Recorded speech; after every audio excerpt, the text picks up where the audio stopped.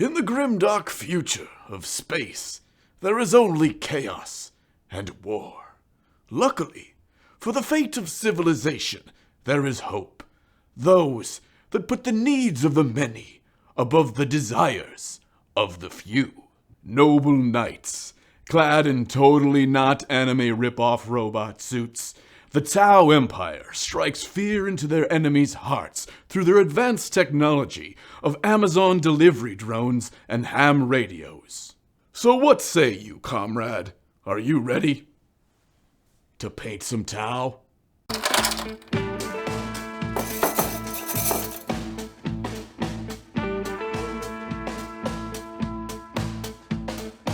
Many of us were drawn into the siren song of Warhammer via the box art on their amazing looking models. So if you were anything like me, you grabbed a box off the shelf and the paints it told us to buy on the back, and we went home, only to find that our final product ended up looking like it was painted by a chimpanzee holding the paintbrush with his feet.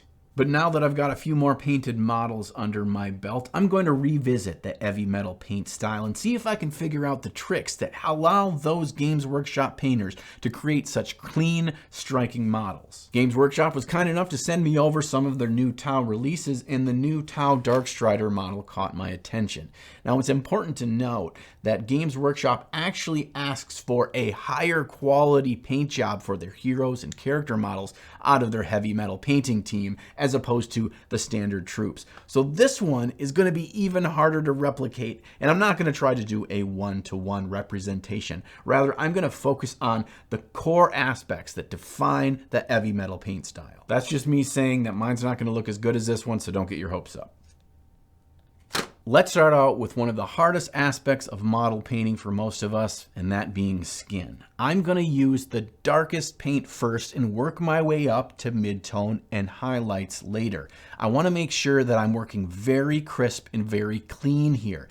Anything that I don't have to repaint by making mistakes now will not only save me time, but will end up with a cleaner final product in the end. As a rule of thumb, I'll be working with paint that's mixed roughly 50-50 with water for just about this entire paint job. I'll let you know if that ratio is ever going to change. We need to make sure that we keep the paint thin so we don't obscure any details, and we have the best control over the paint flowing where we want it to.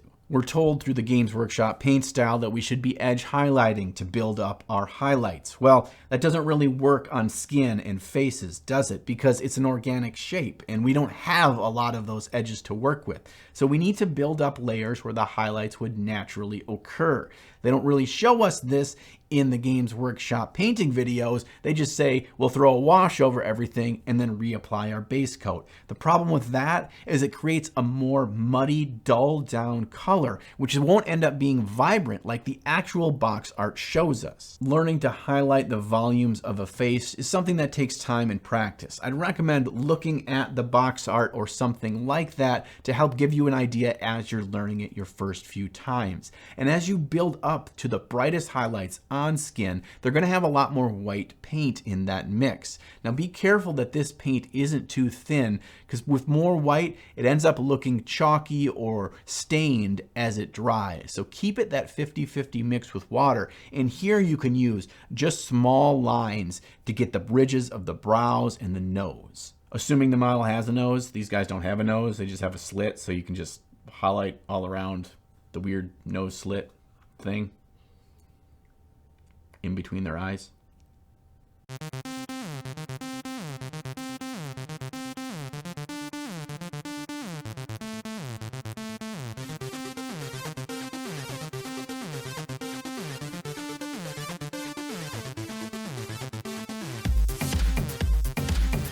As we start painting these boring dark brown pants, I want to talk about something that made a massive difference for me in this painting process and allowed me to paint at a higher level in this Games Workshop style than I think I've ever pulled off before.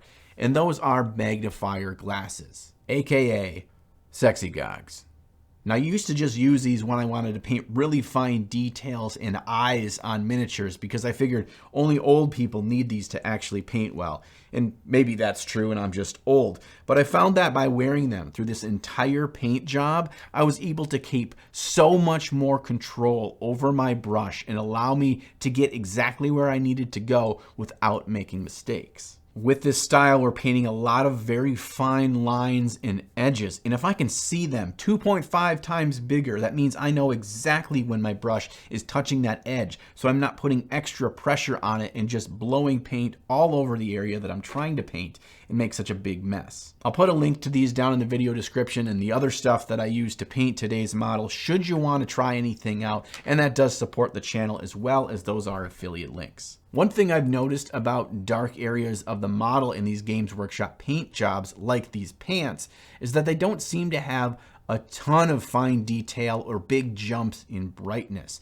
And what I came to realize is that not every part of the model needs to have a big wow factor. In fact, these neutral, darker sections further boost the bright colors that end up around them, making the model stand out even more. I want to make sure that I match the classic Tau ochre armor color exactly if I could. So I went on the website for Games Workshop and I saw what paints they said to use, and that's what I'm going to use to paint this. A key part here is again painting clean. It seems like this style is all about being very precise whenever possible. For example, in this armor, for the deep recesses and cracks in the armor where plates meet, I kept it pure black in those spots. I didn't want paint bleeding in to have a nice defined separation between the armor plates. And I also kept a nice small black line where the plates met a different surface, like the arms or the neck or the waist. After getting the base coat on the armor done, it didn't look anything like what the box art looked like. So this is not the first time I have been frustrated by the box art looking completely different than what they say to use for paints. But I tried to fix it by mixing a thin coat of Fire Slayer Flesh contrast paint and putting that all over. I wanted to get more of this rich, warm tone back into the armor before I proceeded. It's kind of frustrating because I feel like if there was a correct base color to use, I'd save myself not only the step of doing this Fire Slayer Flesh on top, but then also going back over again with the XV88 to kind of act as my first highlight, which in hindsight was kind of a waste of time. I should have just gone on to the next highlight, which is Tau Light Ochre. And this Tau Light Ochre color does have more of an orange tone to it, so we're getting closer to where I'm hoping we can end up. Now for this, I'm keeping all of these highlights on the upward facing surfaces, and I'm doing edge highlights around every edge that I can find on this armor.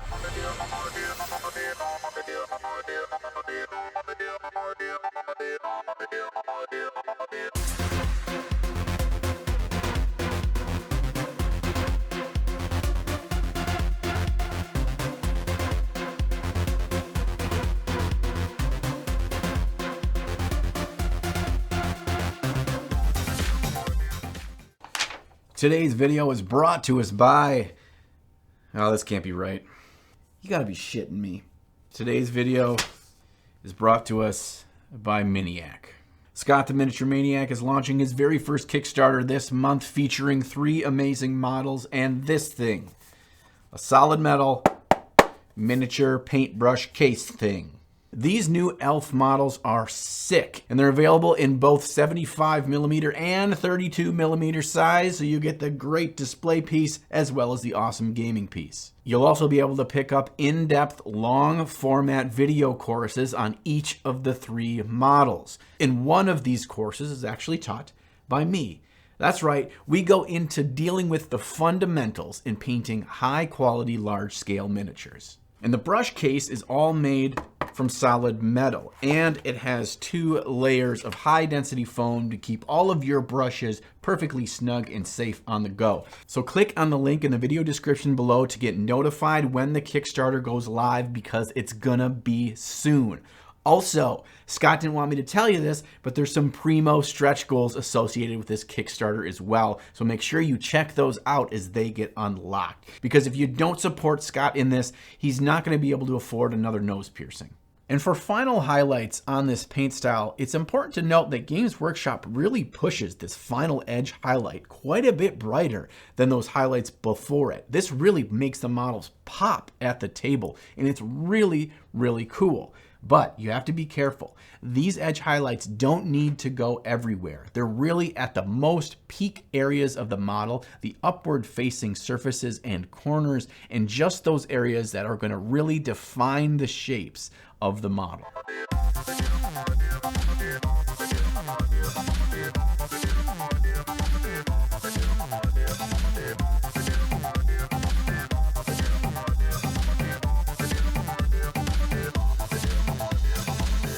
All right, this model has a little bit of white armor on it, and I was just gonna skip this section and not show you how I painted this, but I was so impressed by the white recipe that Games Workshop had on their site that I wanted to make sure that I referenced it. And of course, I used bold titanium white for the pure white because all Games Workshop whites suck balls, and this one is great. One reason I think the white armor really works for this model is because it's not covered in white like many Tau color schemes are. It really just isn't as striking when there's not another vibrant color or two around those aspects of white armor that really make it pop and stand out as white. Even though most of what we're painting on this armor isn't actually pure white. Only a few final edge highlights are that white.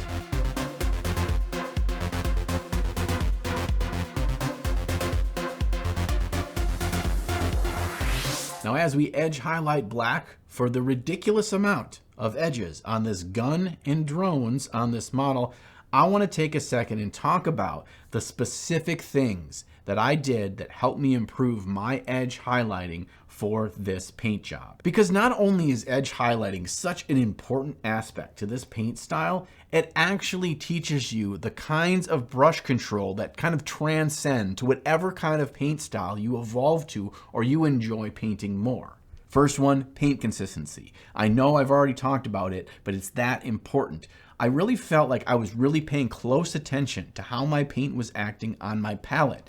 If it's acting a certain way on my palette, I can then trust that it will act a certain way when I put it on the model. If it's getting too dry or it's getting too watery, I need to act and not just buckle up and push through, because it's not going to turn out good. I'm going to make more mistakes and I'm going to be frustrated with the process. Number two, the amount of paint on my brush. Most of us paint with way too much paint in the body of our brush. It's almost flush with it. And if we put any amount of pressure from our brush onto the model, it flows off. We don't have control like we need when painting nice, tight edge highlights. So what I do is I wick my brush off either on my hand or on a paper towel prior to placing it on the model. Most of that paint should be gone. And because our paint is nice and fluid, because we've kept this nice 50-50 consistency with water, even though there's only a little bit of paint on that brush, it'll come off smoothly just how we need it to. Next, angle. We should be moving the angle of the miniature so we get a nice, smooth, comfortable stroke across the edge. If we're having to put our wrist in awkward angles in order to get that edge highlight, we're gonna screw up. So don't be afraid to move the model around. We wanna use the side of the brush, but more specifically, the side of the brush, but very near the tip. Well, why is that? Well, as we move up from the tip of the brush and into the belly, there's more bristles and it's a fatter section of the brush. That means we get less control over how much paint is leaving in the tight edge we want it to leave on. I feel like I'd be doing you a disservice as well as a disservice to myself if I did an entire space robot painting video and did not do a space robot painting montage. So let's knock out a couple of these final details on the space robot man who's actually an alien with no nose, with just a weird slit. Might be how they reproduce. I don't know. Hit the montage.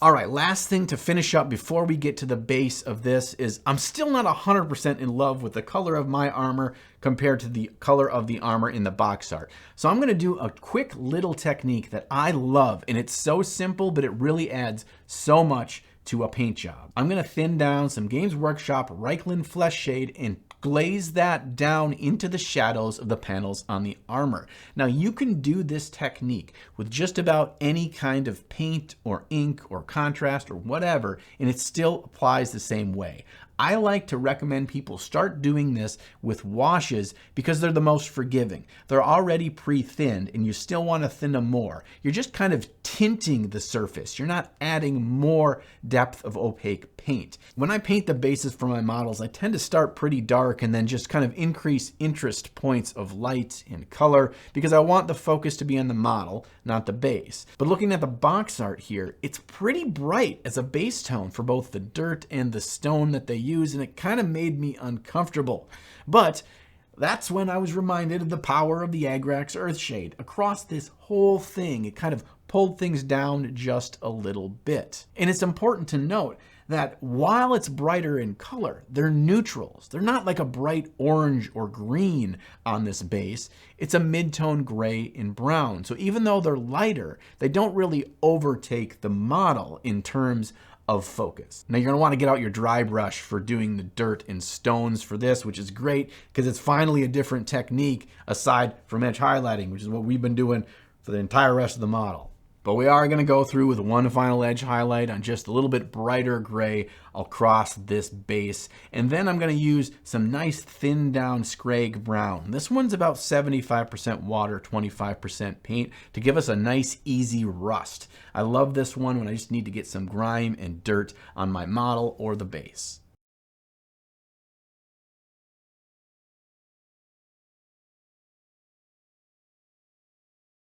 And with a couple of tastefully applied grass tufts and a shiny black base rim, we've officially completed our heavy metal box art knockoff. I'm almost embarrassed to say how much I really enjoyed this paint process. I thought it was going to be like pulling teeth, and it was really a lot of fun. No, I do not plan on painting every single one of my models in this style, but I want to come back to it. So what do you think? Should we try to do another heavy metal knockoff? If so, who should we paint? What faction? Let me know in the comment section down below. Thanks for hanging out with me today. Whether you knew it or not, you've actually done the most important thing that you can to support this channel, and that's watch the video and, of course, subscribe, because you're subscribed, right? But if you didn't want to stop there and you wish to have the herald sing of your mighty adventures for generations to come, or have your name etched in the halls of Valhalla for all time, then you could consider joining the Ninja on Patreon. No, none of those things actually happen, but what does happen is you help ensure that I get to keep making more videos. And isn't that better anyway? I'll see you real soon. Now get out of here and slay some gray.